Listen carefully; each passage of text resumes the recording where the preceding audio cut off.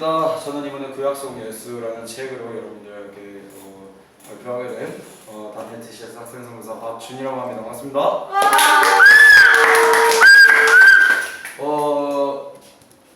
구약 속 예수. 우리가 이제 예수님 하면은 구약이 먼저 떠오르실까요? 신약이 먼저 떠오르실까요? 둘 다. 맞아요. 대부분의 사람들은 신약이 먼저 떠오르게 됩니다. 그러나 구약 속에도 정말 예수님께서 대표된 책이라면 어떻게 생각하실까요? 자, 바로 넘겨주세요.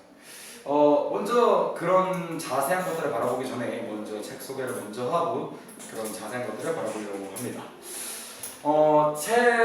이 책은 데이비드 머리라는 분이 쓰셨고요. 데이비드 머리 팔 이러시는데 제 동생이 그러니까 참 그러지 말라고 그랬어요. 자, 그리고 이제 생명의 말씀자에서 출판하였고 총 2부로 제작되어 있으며 각각 6챕터로 구성되어 있습니다. 먼저 이제 이제 챕터가 제가 2개로 나눠져 있다고 말씀을 드렸잖아요.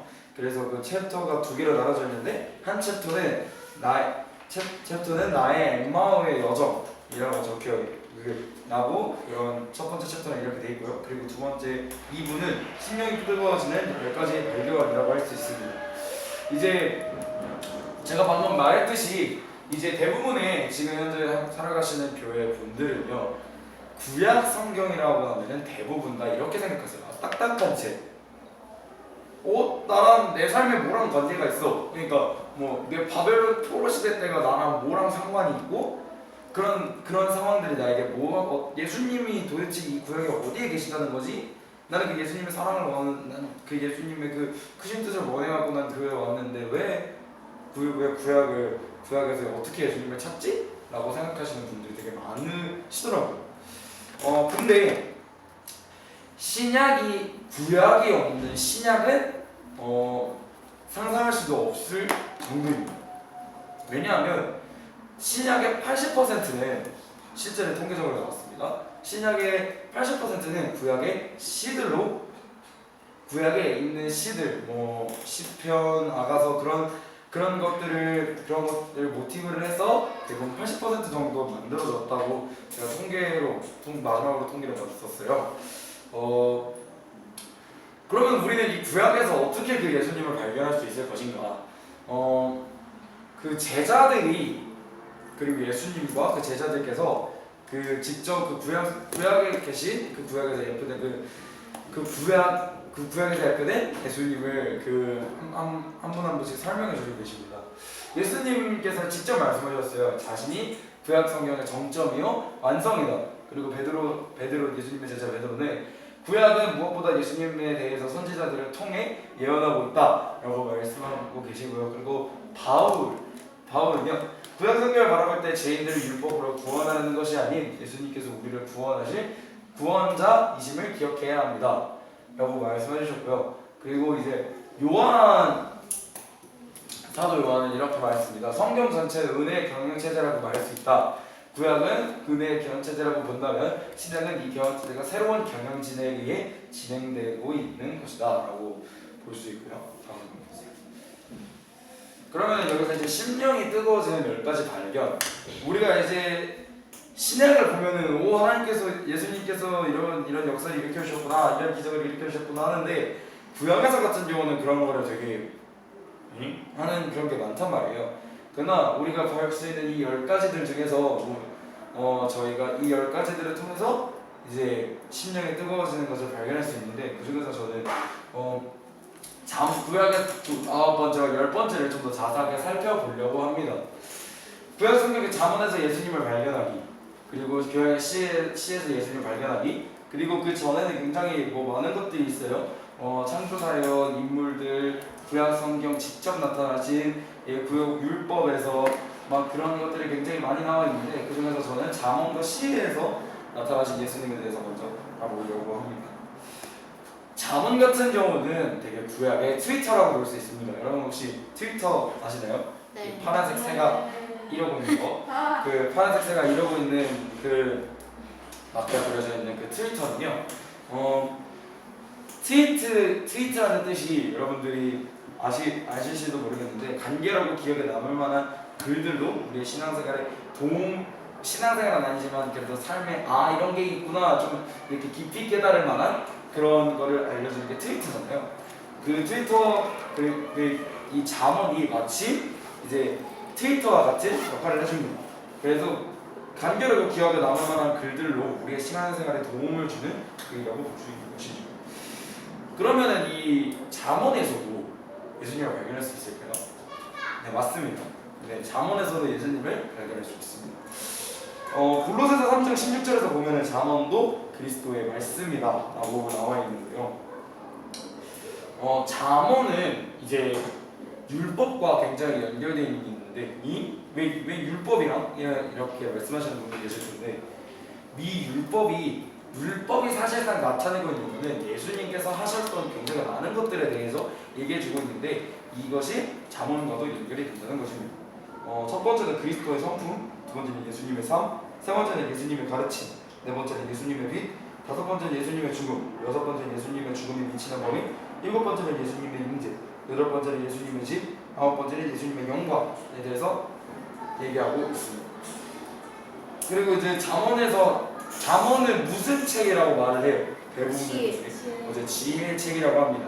근데 어떤 지혜일까요? 이거는 총 4가지로 볼 수 있습니다. 죄송합니다. 다섯 번째로 볼 수 있습니다. 지혜로운 아들, 지혜로운 교사, 지혜로운 주인, 지혜로운 창조자, 지혜로운 신랑. 이런 포인트들을 보면 어떤 분이 떠오를까요? 네, 맞습니다. 바로 예수님 자신에 대해서 직접 얘기하고 있는 것입니다. 그리고 신약성경은 잠언을 바라보며 이렇게 말하고 있습니다. 예수님의 사역과 관련이 되어 있고 예수님의 사역하신 방법에 관련이 있고 예수님의 주제, 산상수훈 같은 걸 설교를 하셨을 때 그 주제와 연관성을 보인다라고 말을 해주셨고요. 그리고 이제 시입니다. 저희 나라에는 이런 시가 있죠. 자세히 보아야 예쁘다, 오래 보아야 사랑스럽다, 박준희도 그렇다. 네, 이런 시가 있죠. 좋아요.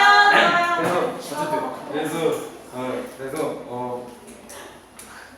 가수라고 하는 건데 괜히 했네요. 근데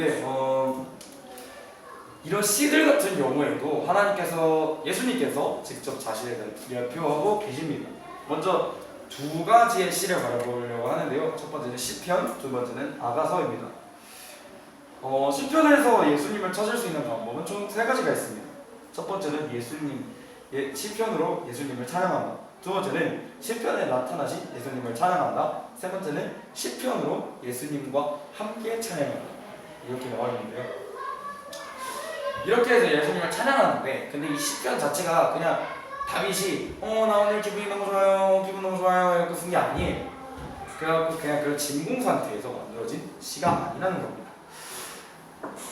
시편은 구약 성경의 심취한 자들이 쓴 책이에요.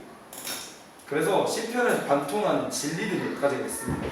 첫 번째는 하나님은 행위가 아닌 은혜로 구원하신다. 두 번째는 하나님께서 구원자를 보내주실 것이다. 세 번째는 구원자는 전례 없는 방식으로 하나님을 계시할 것이다. 네 번째, 구원자는 죄를 위해 희생당할 것이다. 다섯 번째는 구원자는 온 세상을 영원히 다스릴 것이다. 라는 이 총 5개의 이 5개의 진리를 관통하고 있는데 1, 2, 3, 4번은 마치 예수님 1, 2번 그리고 4번 같은 경우는 예수님께서 이루신 것이고 그리고 3번 같은 경우는 구원자는 전례 없는 방식으로 하나님을 계시할 것이다. 이것도 똑같이 예수님께서 직접 행동하신 것들을 통해서 이렇게 해서 하나님을 예표하신 하나님을 계시하신 것입니다. 그러나 아직 5번째 구원자는 온 세상을 영원히 다스릴 것이다 라는 것은 지금 이루어가고 계신 것입니다. 이것이 바로 우리가 너무나도 잘 아는 성화는 저희죠. 죄송해요. 다른 선택을 잘했습니다. 그래서 온 세상을 영원히 다스릴 것이고 마지막 때가 온다고 하셨잖아요. 지금 우리가 마지막 시대라고 합니다. 그 마지막 시대에 우리가 살아가고 있는 것처럼 이 5번째 진리도 그 마지막 시대에 대해서 얘기해주고 있습니다. 두 번째는 아가서인데요. 아가서는 대부분의 교회에서 이렇게 말합니다. 아가서는 결혼에 관한 책이다. 네 맞아요. 결혼에 대한 책입니다만 그 결혼 자체로 끝나는 책은 아니에요. 그러나 근데 이 아가서가 절대 결혼으로 끝나는 것이 아닙니다.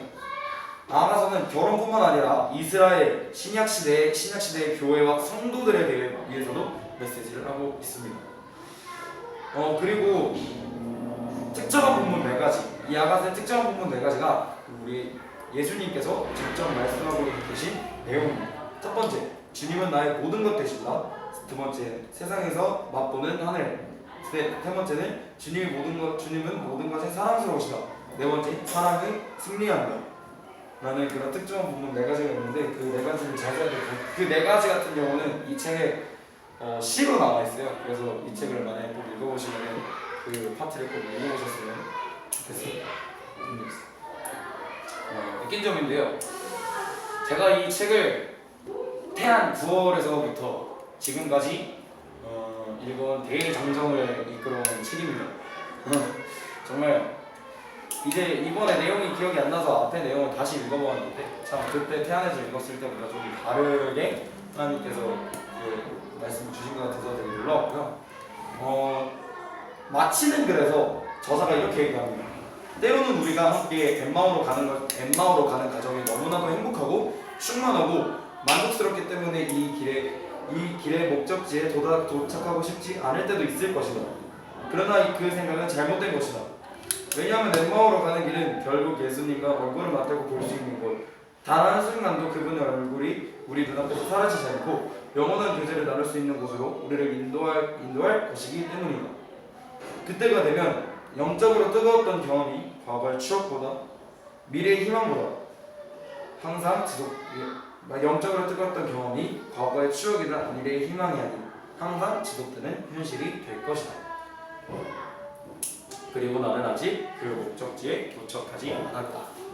라고 말씀해 주시는데 저도 그 목적지에 아직 도착하지 않았다고 생각을 해요. 그래서 열심히 그 구약에 대해서 다시 알아봐야겠다라고 생각을 했고, 저도 일반 사람들처럼 그냥 신약에서만 예수님을 찾으려고 했는데 이제 구약에서 직접 저에게 가르쳐 주시는 그 예수님 그 자체를 알아가기에 힘쓰는 그 성경 하나님을 알아가는 지식을 쌓아가는 그런 제가 되어야겠다고 생각했습니다. 이제 이상 마치도록 하겠습니다. 감사합니다.